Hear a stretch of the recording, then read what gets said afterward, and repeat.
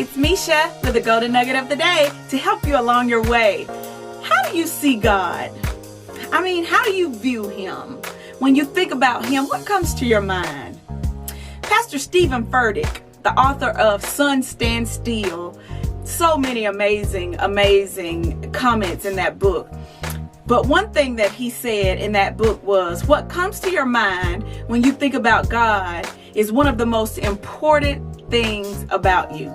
Why? Because it is the starting point of every spiritual decision that you will ever make. So how do you see God? How do you view Him? I'm going to take you back to a scripture. This isn't our scripture that we're going to use today, but a few weeks ago, I took you to Luke 22nd chapter, verses 60, 61, 62. It's where Peter actually denied Jesus. The Bible said that the cock crowed when Peter denied Jesus the third time. Jesus turned and looked at Peter, and Peter remembered what the Lord had said to him, and he went out and wept bitterly. Well, I said to you that Jesus turned and looked at Peter and gave him a look of compassion, as to say, Peter, oh, I love you, Peter. Don't think that I'm beating you up over this. I love you and I just want you to get it right. Well, what made me feel like that Jesus looked at Peter like that? It's how I view God.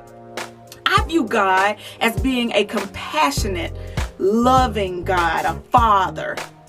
If you view God as one who is just non-forgiving, He's just ready to send you to hell, He's always saying no, no, no, He never lets you do anything.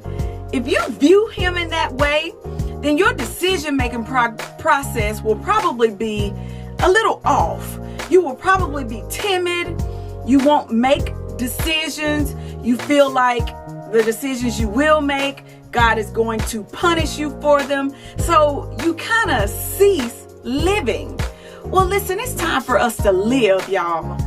And the verse that I'm going to give you today lets you know how I see God. Go with me to John chapter 3 and verse 16.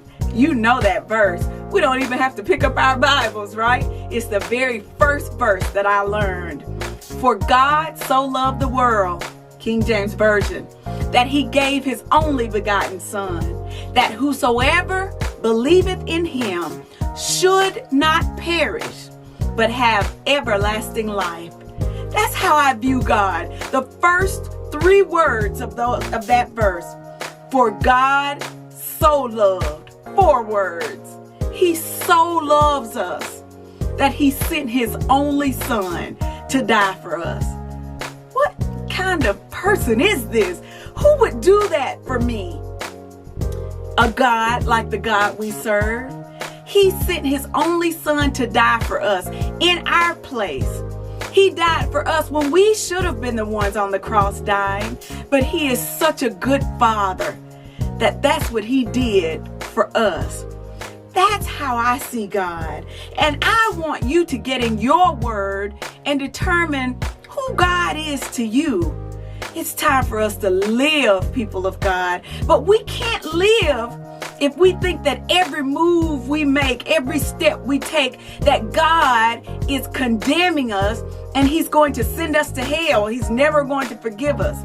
That's not the kind of God we serve. We serve a compassionate God, a God who's full of mercy, a God who forgives, a God who loves, and a God who wants us to love Him. Let's live. Get to know God for yourself. We'll talk next week. I love y'all.